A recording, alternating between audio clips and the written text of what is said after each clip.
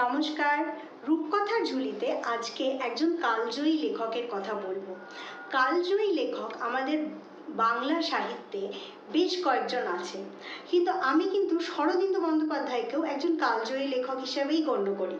কারণ ওনার লেখা কিছু কিছু ঐতিহাসিক গল্প এমন অদ্ভুতভাবে আজকের দিনেও প্রাসঙ্গিক যে সেগুলো ওনাকে কালজয়ী না বলে ঠিক থাকতে পারছি না।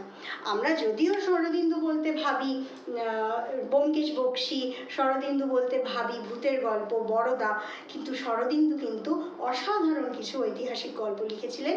এবং তার মধ্যে সবথেকে অতটা পপুলার নয় একটা ছোট গল্প বলি, যেটার নাম হচ্ছে তখ্ত মুবারক।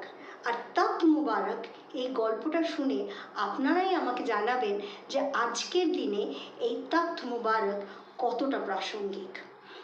তখ্ত মুবারক তখ্ত অর্থাৎ সিংহাসন, সেই চেয়ার বা গদি বা সিংহাসন যেখানে যে রাজা বা শেহেনশাহ বসে তার অ্যাবসলিউট পাওয়ার থাকে, তার সমস্ত ডিসিশন নির্ধারণ করে তার প্রজাদের জীবন, অর্থাৎ সাধারণ মানুষের জীবন, তার রাজ্যের মানুষের জীবন কেমন চলবে।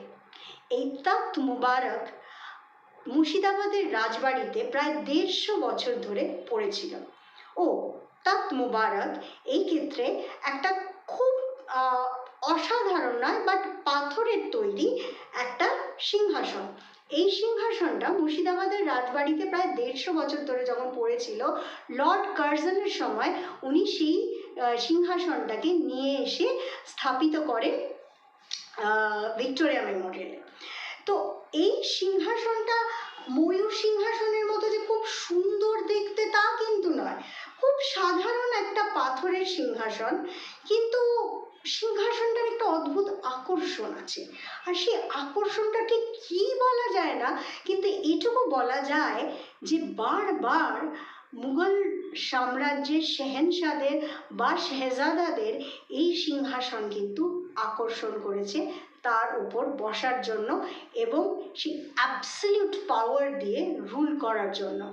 এবং যতবারই কেউ না কেউ এই সিংহাসনে বসেছে, সে ভয়ঙ্কর ষড়যন্ত্রে মৃত্যুবরণ করেছে। এবার তাহলে আপনাকে তখ্ত মুবারকের জার্নিটা বলি। তখ্ত মুবারক তৈরি করিয়েছিলেন শেহজাদা সুজা, মানে সেই শাহজাহান তার মৃত্যুর পর তার সন্তানরা, অর্থাৎ তার পুত্র সন্তান অরঙ্গজেব শুরু করলো যুদ্ধ তার ভাইদের সাথে।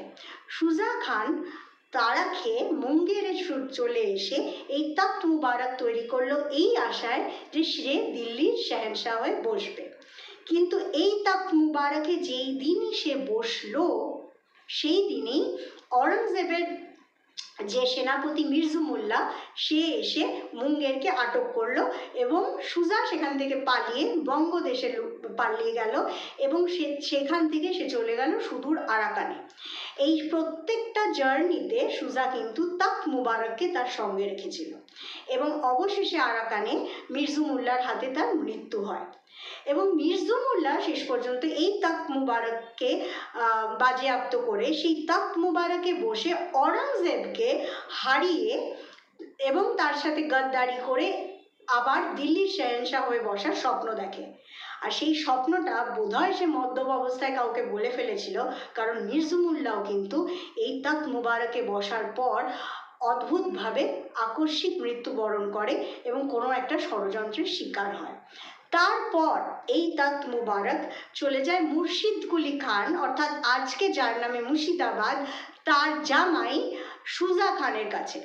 সুজা খানও মৃত্যুবরণ করে এক ভয়ঙ্কর ষড়যন্ত্রে এবং সেইখান থেকে তখ্ত মুবারক যায় সরফরাজ খানের কাছে। সরফরাজ খানকেও তার সেনাপতি আলীবর্দী খান ষড়যন্ত্রে মেরে ফেলে এবং সেইখান থেকে আলীবর্দী খানের থেকে তখ্ত মুবারক যায় সিরাজউদ্দৌলার কাছে। আর সিরাজউদ্দৌলার সেই লর্ড ক্লাইভ আর মির্জাফরের ভয়ঙ্কর ষড়যন্ত্র তো আমরা সবাই জানি। আর তারপরে মির্জাফর যখন এই তখ্ত মুবারকে বসে, তখন তাকেও ষড়যন্ত্র করে ব্রিটিশরা মেরে ফেলে। তারপর তখ্ত মুবারকে আর কে বসেছিল জানা নেই, কিন্তু এই তখ্ত মুবারকের ইতিহাস কিন্তু খুবই মর্মান্তিক। কিন্তু কেন কেন এই তক মুবারক এরকম ভয়ঙ্কর অভিশপ্ত, অথচ বারবার এই শেহজাদাদের বা কাউকে না কাউকে আকর্ষণ করেছে এই তক মুবারকে বসে সেই অ্যাবসলিউট পাওয়ারের স্বপ্ন দেখার। এইটাই আমাদের গল্পের আসল অংশ। তাহলে এইখান থেকে বলি যে তখ্ত মুবারক তৈরি কে করেছিল। তখ্ত মুবারক তৈরি করেছিল মুঙ্গেরের এক প্রস্তর শিল্পী, যার নাম ছিল খাজা নজর বুখারি। খাজা নজর বুখারি পার্সিয়ার বোখারা গ্রাম থেকে তার বাবার হাত ধরে দিল্লিতে প্রথমে এসেছিল শাহজাহানের আমলে, এবং শাহজাহানের সময় সে কিন্তু তার বাবা ছিলেন মুঙ্গেরের ফৌজদার। কিন্তু হঠাৎ করে তার যখন মৃত্যু হয়, মানে তার পিতার যখন মৃত্যু হয়, তখন ফৌজদারি তো গেলই, আর তখনকার দিনের নিয়মে কোনো ফৌজদার বা কোনো রাজার জন্য কাজ করে এমন কোনো আমলার যদি মৃত্যু হয়, তাহলে তার সমস্ত সম্পত্তি কিন্তু বাজেয়াপ্ত করত শেহেনশাহ নিজে। এইভাবেই হয়তো তার সমস্ত লোকের টাকা পয়সা লুট করে সে তাজমহল বানিয়েছিল। যাকে সেই কথা থাক, কিন্তু সেখানে এসে এইভাবে ওদের ফৌজদারি সমস্ত সম্পত্তি চলে গেল, এবং খুব কষ্ট করে এই পাথরের কাজ করে কিন্তু খাজা নজর বুখারি তার সংসারকে প্রতিপালন করতে লাগলো। কিন্তু তার মনে একটা স্বপ্ন ছিল যে তার একমাত্র সন্তান মুবারককে সে কিন্তু ফৌজদার বানাবে মুঘল সাম্রাজ্যের, এবং দিল্লিতে সে যদি একটু ফৌজদার হয়ে যায় তাহলে সেই ফৌজদারি আর সেই টাকা পয়সা প্রতিপত্তি আবার ফিরে আসবে। সেইভাবেই সে তার সন্তান, একমাত্র সন্তান মোবারককে কিন্তু শেখালো অস্ত্রবিদ্যা, শেখালো কোরআন, এবং পড়াশুনো করে এবং বদ সঙ্গ থেকে দূরে রেখে সে খুব যত্নে মুবারককে মানুষ করেছে। কিন্তু এখন যখন মুবারকের 20 বছর বয়স এবং মুবারকের বিবাহ হয়ে গেছে পরি বেগমের সাথে, পরি বানুর সাথে, তখন একটা সমস্যা দাঁড়িয়েছে। সমস্যাটা এই যে দিল্লি সাম্রাজ্যের তাকতে কে বসবে এইটা নিয়ে ভাইয়ে ভাইয়ে যুদ্ধ লেগেছে।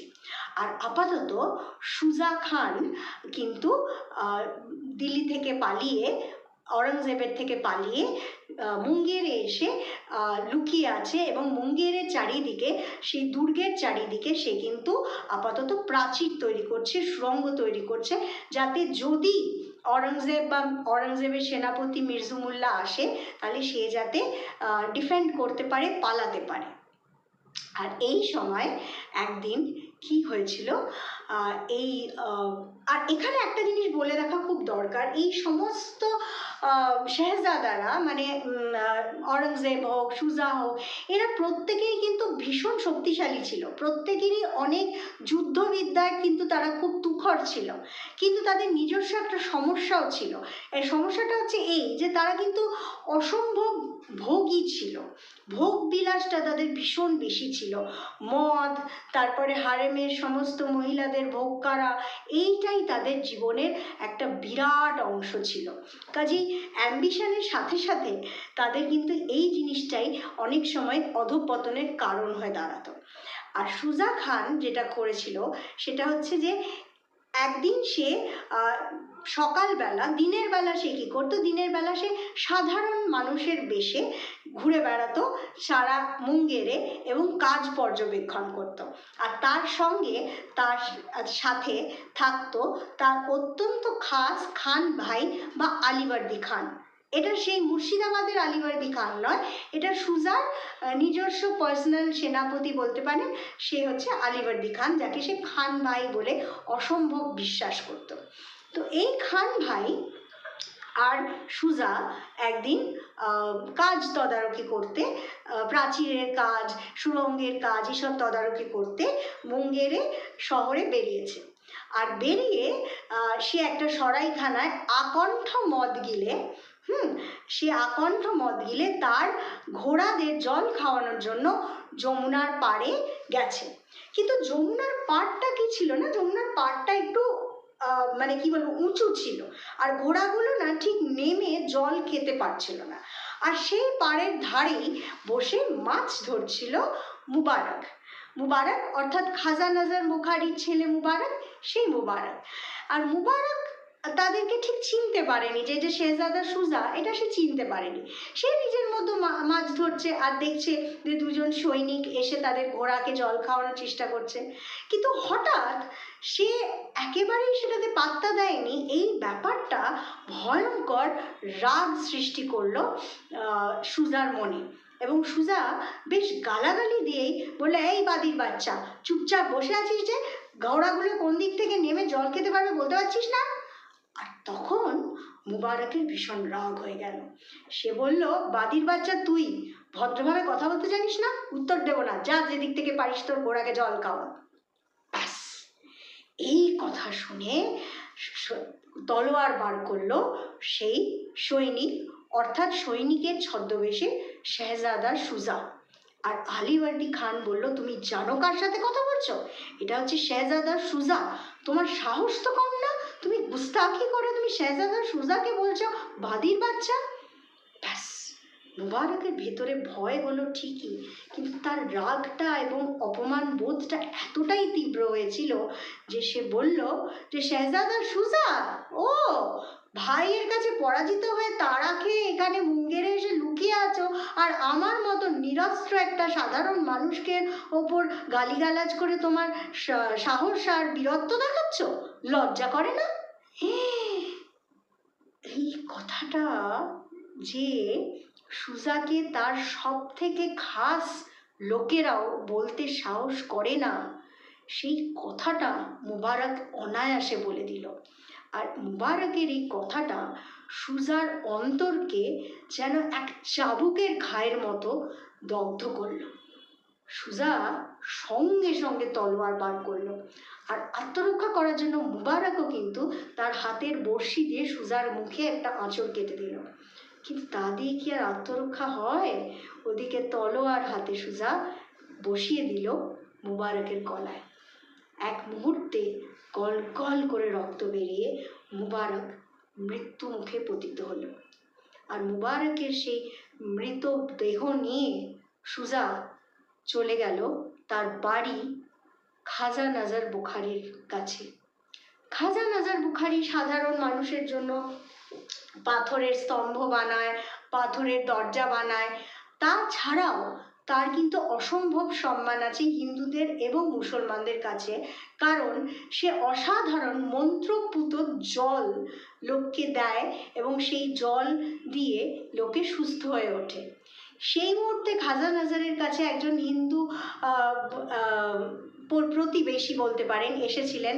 তার মৃত্যু মুখে প্রায় চলে যাচ্ছে এমন সন্তান, সেই মৃতপ্রায় সন্তানের সুস্থতার খবর জানাতে, এবং সেই সুস্থ সে হয়ে উঠেছে খাজা নজরের মন্ত্র পড়া জলে।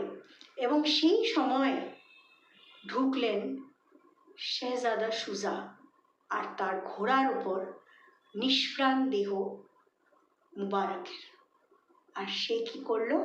মুবারকের সেই নিষ্প্রাণ দেহটা ছুঁড়ে ফেললো একটা পাথরের ওপর, যেটা তার খাজা নজরের হয়তো কোনো একটা কাজের জন্য ছিল।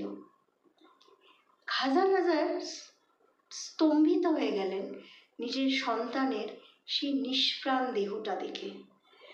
আর পেছনে পরিবানু হাউ হাউ করে কাঁদতে আরম্ভ করলো। মাছ ধরতে গিয়েছিল তার স্বামী, একটা মৃত লাশ হয়ে এসে পড়ল সেই পাথরের ওপর।